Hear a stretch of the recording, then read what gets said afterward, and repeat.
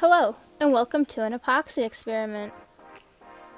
This week we're going to try to make a lamp using epoxy and some of these glass beads. So we're going to mix up some epoxy. We did about 3 capfuls of part A and part B.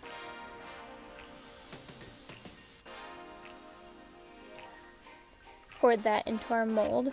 The mold is just an empty sports drink bottle that I cut off halfway up.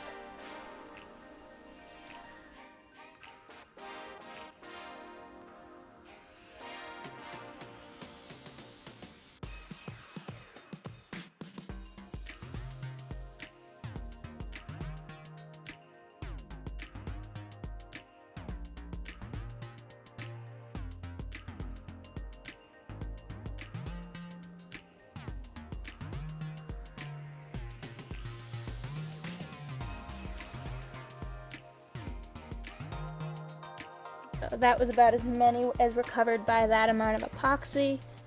Hit that with the heat gun, make sure that the bubbles pop. I'd be careful here because the plastic bottle on the sides tried to melt with the heat. So I mixed up some more epoxy. I think this time it was 5 capfuls of each.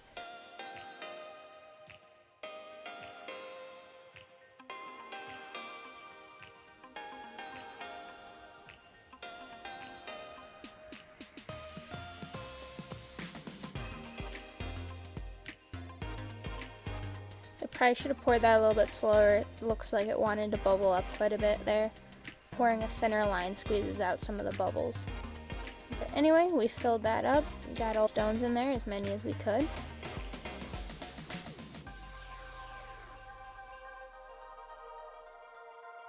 So here we are the next day. Had a little bit of an overflow, that's why it stuck to the bottom, it didn't leak out. Now I had to figure out a way to peel the plastic off, and this gave me some trouble. Initially, just using pliers seemed to work, but what had happened as epoxy reaction occurred and it heated up, the plastic at the top of the mold bent down into the epoxy itself, so when it hardened, it kind of got stuck in it. Once I got that out, peeling the sides off wasn't too difficult. The bottom had a similar problem getting it out. I'm not sure if it had heated up because of the reaction and started melting together, or if it was just because it was a thicker plastic. But as you can see here, I had to try a bunch of different techniques, and what it really came down to was just using, kind of prying at it with an old screwdriver and pulling on it with some pliers.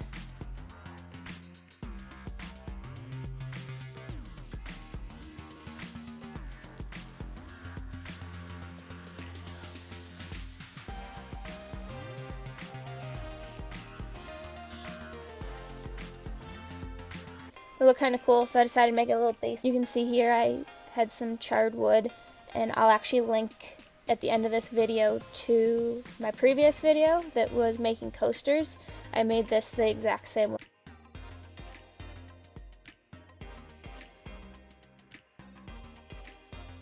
From peeling the mold off the top, it had left some marks in it, so I wrapped some packing tape around the top of it real tight, mixed up some more epoxy, and made a second pour up top.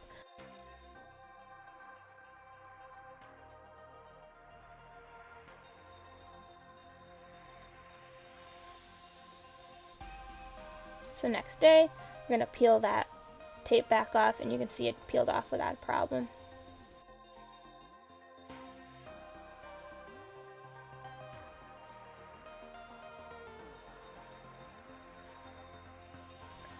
So just going to sand the top down a little bit.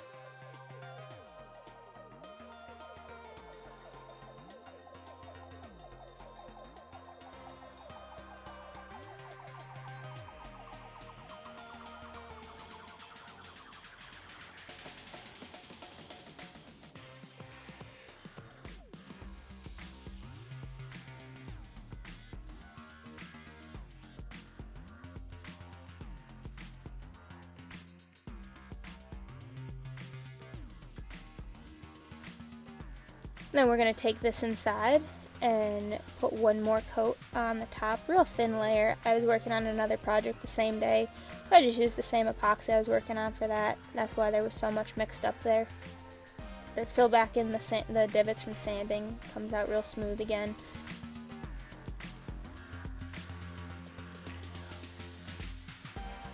And I put another layer of epoxy onto the base inside of it where we cut it out. I recharred, and that needed a layer so that the charring didn't rub off onto everything.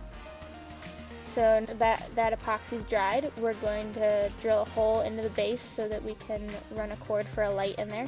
So I just made sure the bit I used was big enough that the lighting would fit through. Drilled a hole into the base.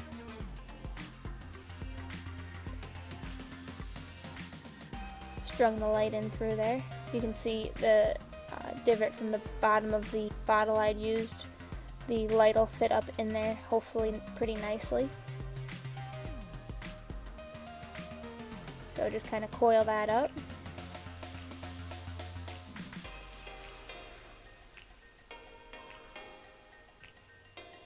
Make sure it works still. And fit that light in there. It ended up fitting in there real nicely. Flip it over. It was a pretty snug fit.